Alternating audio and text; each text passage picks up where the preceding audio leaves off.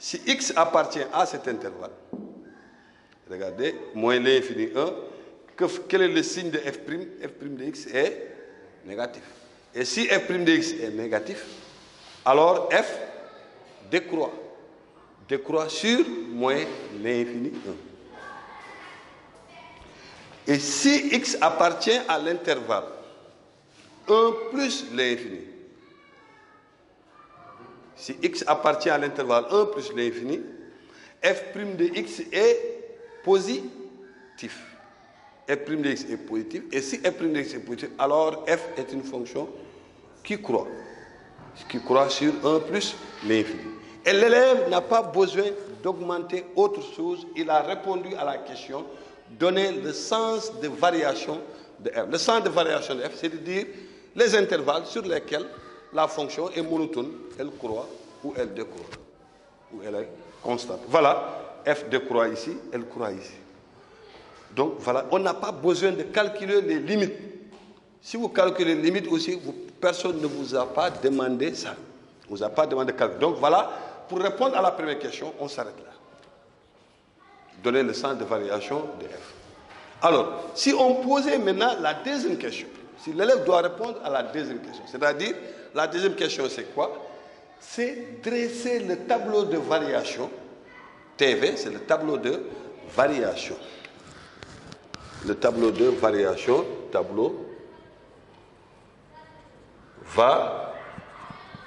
tableau de variation. Donc, vous voyez, il y a le mot tableau là-dedans. Donc, vous savez que vous devez faire un tableau. Alors, pour faire ce tableau, le tableau, c'est un instrument, c'est comme vous avez votre véhicule à l'intérieur, vous avez votre tableau de bord. Hein, au niveau de ce tableau de bord, c'est un résumé de tout ce qui est dans la voiture. Ça vous donne des informations. Donc, ça synthétise tout. C'est la même chose ici. Le tableau de variation, c'est un tableau où tout ce que vous avez fait avant est synthétisé là-dedans. Alors là, l'élève commence toujours par le domaine de définition, comme on a eu à le faire ici. DDF est moins l'infini plus l'infini. Pourquoi? On l'a dit ici, car f de x est un polynôme ou bien f est une fonction polynôme. Après ça, cette fois-ci, puisqu'on doit faire le tableau, l'élève doit calculer les limites aux bornes. Quelles sont les bornes du domaine? Bornes, regardez, il y a moins l'infini, il y a plus l'infini. Il y a deux bornes. Moins l'infini et plus l'infini. Alors, la limite de f de x en moins l'infini. Là, on a une fonction polynôme. Et si on a une fonction polynôme en l'infini, il y a un théorème qui vous dit, en l'infini, c'est-à-dire quand vous êtes en moins l'infini ou en plus l'infini, la fonction polynôme se comporte comme son monôme de plus haut degré. Plus haut degré, regardez, ça c'est un monôme, ça c'est un monôme, ça c'est un monôme. Ici, la puissance de ce monôme c'est 2. La puissance de ce monôme c'est 1. Ici, la puissance de monôme, il y a un x, mais c'est élevé à la puissance 0. Vous prenez le monôme qui a la plus grande puissance. Donc, la limite de cette fonction, c'est comme si vous calculez la limite de x au carré en moins l'infini. Et si la puissance est paire, on trouve plus l'infini. La puissance ici est paire, c'est 2. C'est plus l'infini. Si c'était 4, on trouve aussi plus l'infini. Mais si c'est impair, on trouve moins l'infini. Alors là, limite de f de x en plus l'infini, c'est la même chose, même démarche. On prend la limite de la fonction. Et aussi, pendant les évaluations, voilà la démarche qu'il faut adopter. Vous calculez la limite de f de x d'abord. Ensuite, vous remplacez f de x par son expression, qu'on voit l'expression. Et après cela, maintenant, qu'on applique les propriétés. Première étape, j'ai montré que je calcule la limite de la fonction. Je mets f. Deuxième étape, j'ai remplacé f de x par son expression. Troisième étape, j'ai appliqué la propriété ou le théorème. Dernière étape, cette propriété m'a donné le résultat, qui est là, plus l'infini. Donc, apprenez vos propriétés pour trouver les exercices.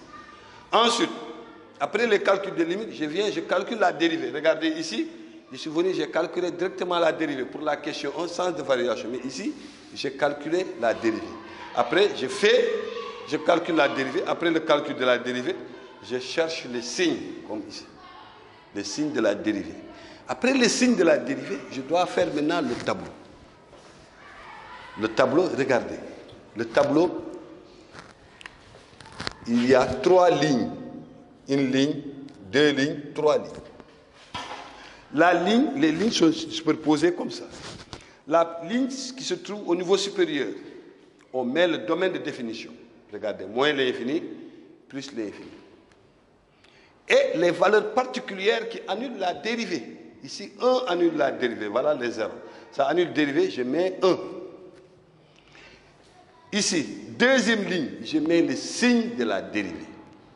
Le signe de la dérivée, voilà, ce qui est là, je rapporte ça intégral. Troisième et dernière partie, c'est f que vous voyez. Vous voyez, x, f' de x, f. Le tableau de variation, c'est 3 parties. Il y a x, il y a f' de x, il y a f.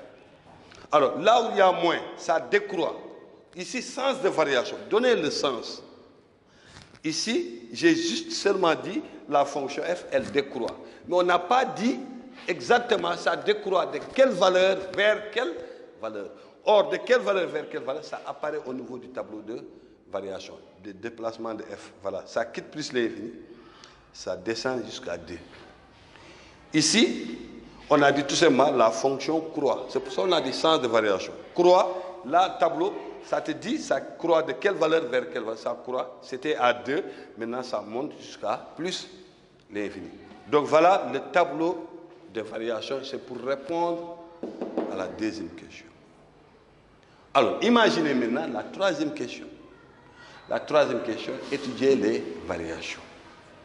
Dans la troisième question.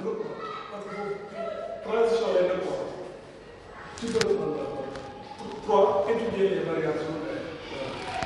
Alors, j'ai dit, donner le sens de variation de f, c'est la première question.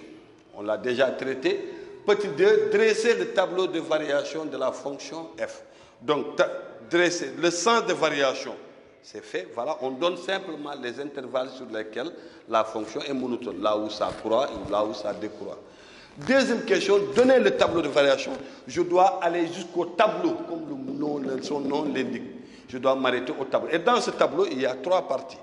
Il y a le domaine de définition, il y a les signes de la dérivée, il y a les variations de la fonction.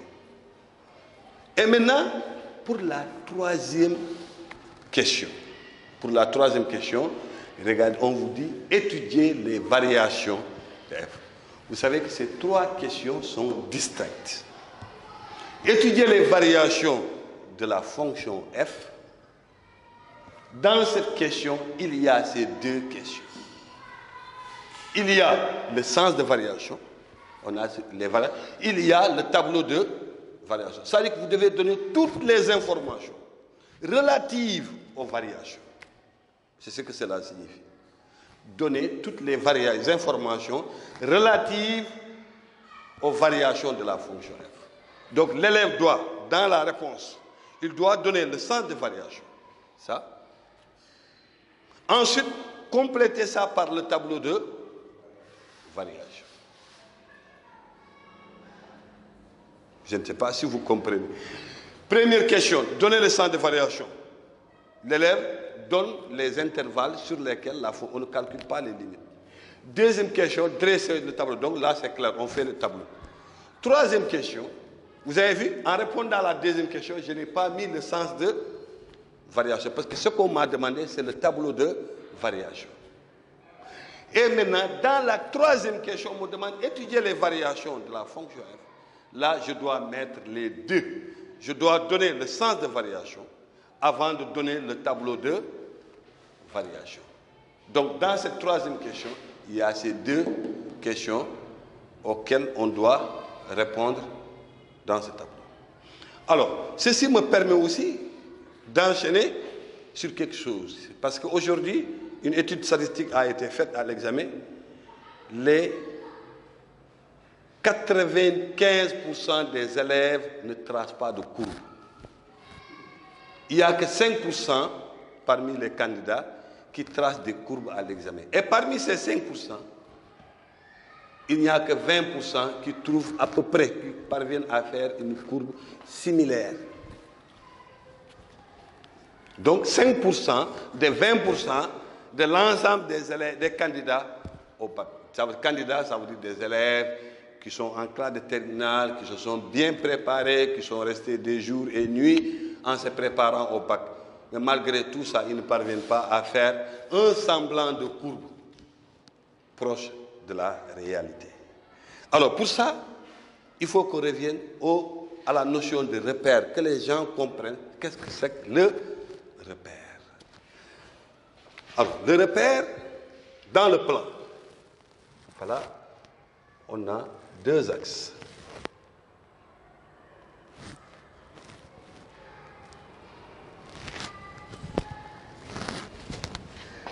On a deux axes. Quand je prends un point M, ce point M qui est là, qui a deux coordonnées X. Oui.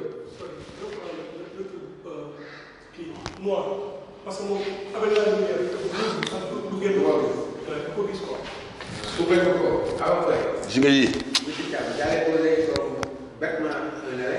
hein?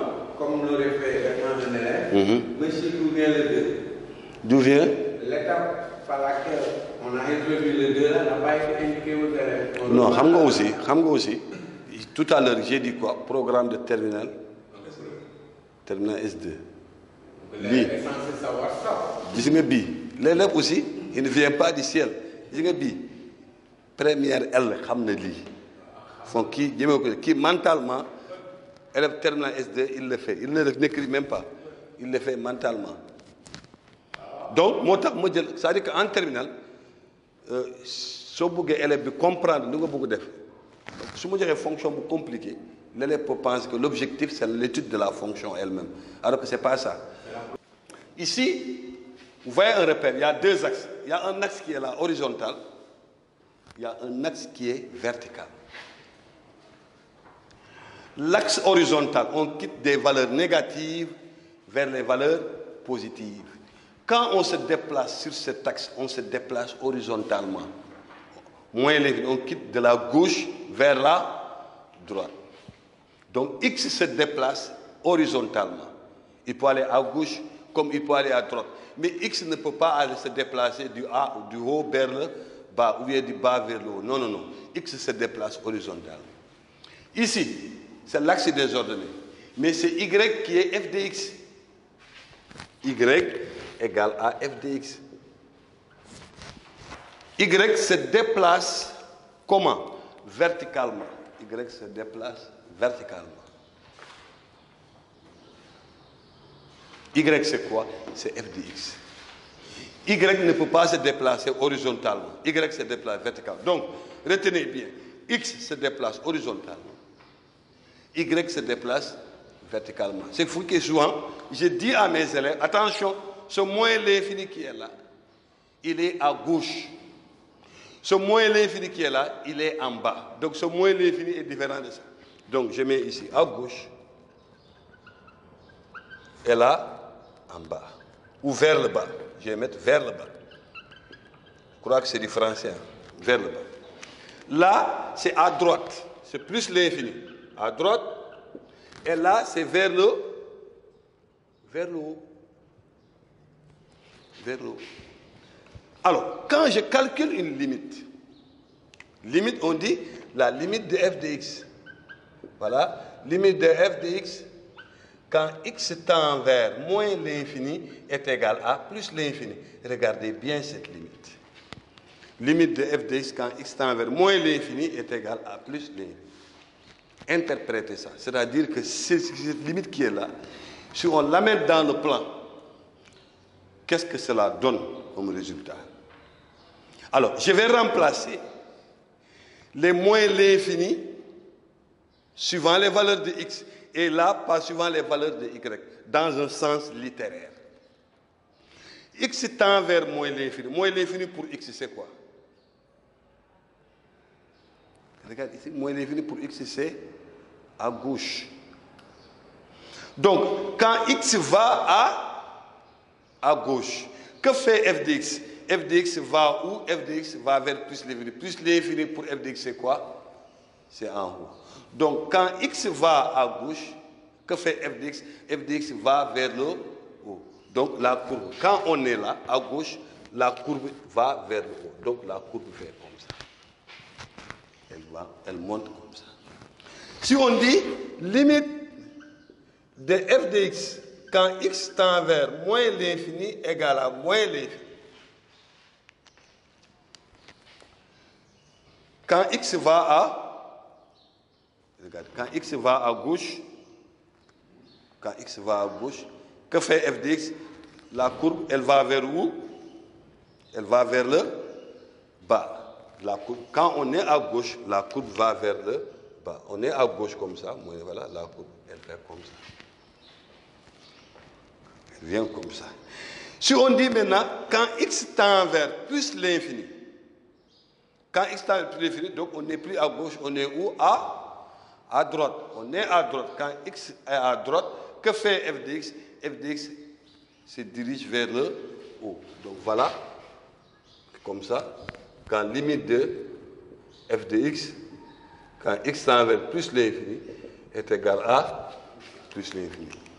Alors, donc ce sont ces notions qui vont nous permettre d'introduire la notion de branche infinie, notion de branche parabolique, notion d'asymptote. Hein?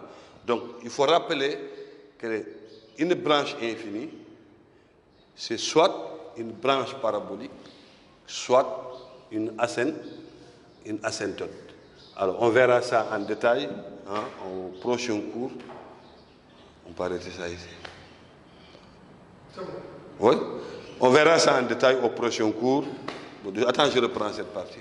Voilà, c'est cette partie qui va nous permettre d'introduire prochainement les interprétations géométriques des limites. Et ces interprétations géométriques des limites va permettre de parler de branche infinie. Et qui dit branche infinie dit nécessairement branche parabolique ou asymptote. Donc voilà la notion d'asymptote, la notion de branche infinie, comment clarifier ça et comment les interpréter et comment tirer ça à partir de la courbe et du graphique. Et je vous remercie.